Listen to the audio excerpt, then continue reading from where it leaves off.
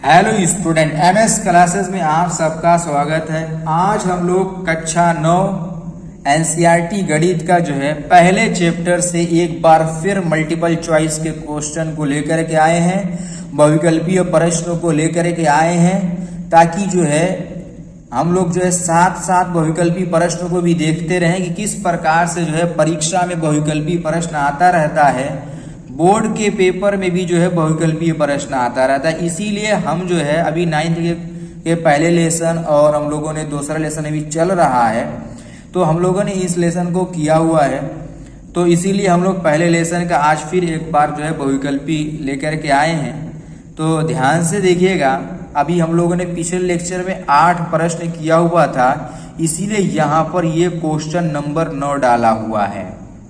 तो ध्यान से हम लोग एक एक प्रश्नों को करते रहेंगे। कुछ ही प्रश्न है, ज्यादा प्रश्न ही लिए हुए हैं। तो आज का पहला प्रश्न और जो इस लेसन का है वो 9वां प्रश्न हम लोग देखेंगे। प्रश्न ये कह रहा है कि निम्नांकित में कौन परिमेय संख्या है। आप लोग एक बार क्वेश्चन को पढ़िए और पहले कमेंट में आंसर कीजिए, उसके बाद इसको देखिएगा। लिखा है निम्नांकित में कौन परिमेय संख्या है। लिखा है यहाँ पर 0, फिर लिखा यहाँ पर करड़ी में 2, पाई और इनमें से कोई नहीं।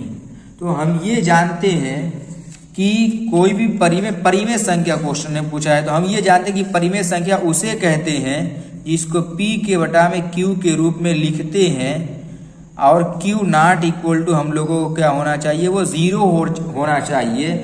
ऐसी संख्या को परिमेय संख्या कहा जाता है, यही हम लोग जानते हैं। तो हम यहाँ पर ये देख रहे हैं कि ये करड़ी में 2 है, ये अपरिमेय संख्या है, पाई अपरिमेय संख्या होती है, ये ऑप्शन हो नहीं सकता।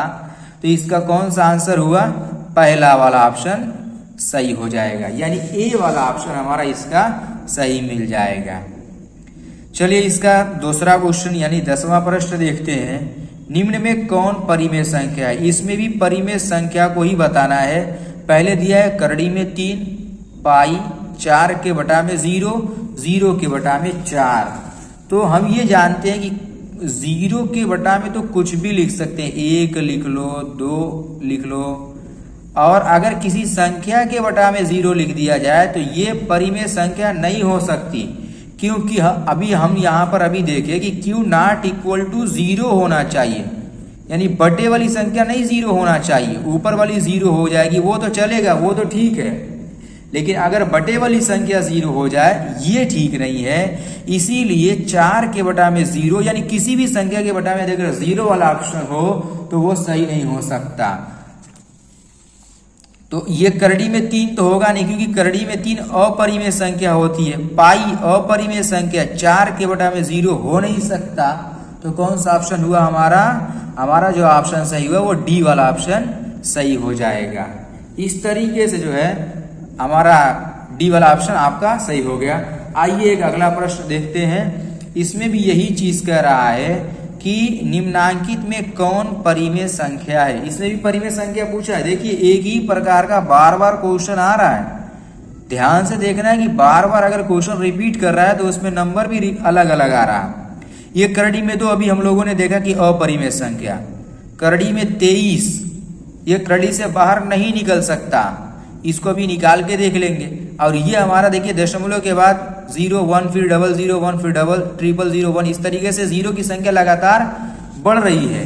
और हम ये जानते कि जो करड़ी में 225 दिया हुआ है करड़ी के अंदर, ये जानते कि जब इसको करड़ी से बाहर निकालते हैं ये 15 का स्क्वायर होता है, 15 करड़ी से बाहर निकल करके आएगा, तो हम 15 के बटा में तो 1 लिख ही सकते हैं, यानी 15 के बटा में यदि अगर 1 लिख सकते हैं तो ये परिमेय संख्या हो जाएगी। यानी जो 11वां प्रश्न है जो इसका ऑप्शन सही हो जाएगा वो कौन सा होगा, सी वाला ऑप्शन आपका सही हो जाएगा।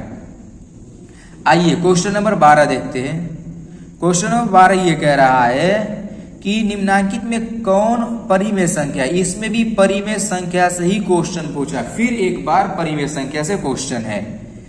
लिखा है कि 2 माइनस करड़ी में 5, 2 करड़ी में 7 के बटा में 7 करड़ी में 7, 1 बटा में करड़ी में 2, 2 पाई। तो हम ये जानते हैं कि परिमेय संख्या को अपरिमेय संख्या में जोड़े या घटाएं तो वो अपरिमेय संख्या ही होता है, यानी तो अपरिमेय ही रह जाएगा। किसी परिमेय को अपरिमेय से गुणा या भाग करते तब भी अपरिमेय, यानी ये भी अपरिमेय हो गया। पाई तो अपरिमेय है ही, इसका गुणा करें किसी संख्या से वो अपरिमेय ही रहेगा। तो एक जो ऑप्शन बचा ये वाला, इसको हल करके चेक करते हैं तो हम ये जानते हैं कि 2 करड़ी में 7 के बटा में 7 करड़ी में 7 है। ये जानते कि ये सेम चीज है तो कट जाएगा, कितना बचेगा 2 के बटा में 7, जो कि P/Q के रूप में हम लोगों को देखने को मिल रहा है। इसीलिए ये वाला हमारा जो ऑप्शन होगा वो क्या हो जाएगा, सही ऑप्शन हो जाएगा। यानी जो इसका बी वाला ऑप्शन है, ये बी वाला ऑप्शन हमारा सही ऑप्शन मिल जाएगा। आइए क्वेश्चन नंबर 13 देखते हैं, 13वां क्वेश्चन देखते हैं। 13वां क्वेश्चन हमारा लिखा हुआ है इसमें कि यहाँ पर भी वही चीज बताना है कि निम्न में कौन परिमेय संख्या है। 3 के बटा में करड़ी में 2, 1 बटा में 2, करड़ी में 2 और करड़ी में 11।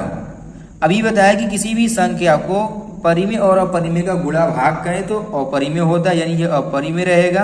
क्वेश्चन में हमारा परिमेय पूछा है, यहाँ पर करड़ी में 2 अपरिमेय होता ही है, करड़ी में 11 करड़ी से बाहर नहीं निकलेगा, ये भी अपरिमेय। यानी कौन सा ऑप्शन हमको सीधे सीधे दिख रहा है, 1 बटा में 2 वाला, यानी बी वाला ऑप्शन इसका क्या हो जाएगा, right option is the B, यानी बी वाला हमारा राइट ऑप्शन हो जाएगा। अब देखिए अगला क्वेश्चन नंबर 14 देखिएगा, लिखा है निम्न में कौन परिमेय संख्या है। इसमें भी वही चीज बतानी है कि इसमें कौन सी परिमेय संख्या है। ये लिखा है करड़ी में 2, ये लिखा है करड़ी में 3, यहाँ पर लिखा है करड़ी में 5 और ये वाला ऑप्शन है करड़ी में 4। 4 ऑप्शन दिया, 4 का चारों करड़ी में है। अब कैसे डाउट को क्लियर करेंगे, तो तरीका ये है कि हम लोग इसको हल करें और करड़ी से बाहर निकाल करके चेक करेंगे।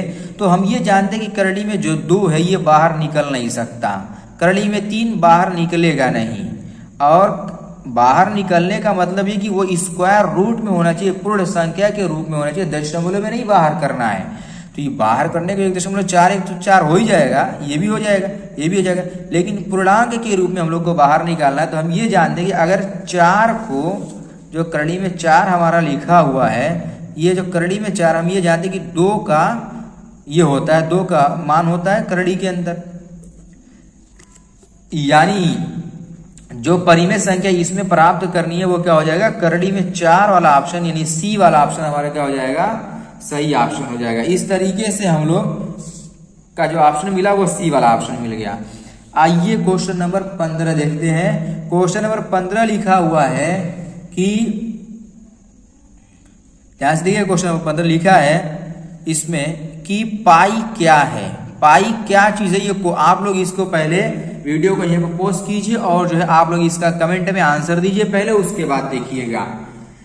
तो देखिए यहाँ पर लिखा है पाई क्या है, लिखा है पाई परिमेय संख्या है, अपरिमेय संख्या है, पूर्ण संख्या है या कोई नहीं।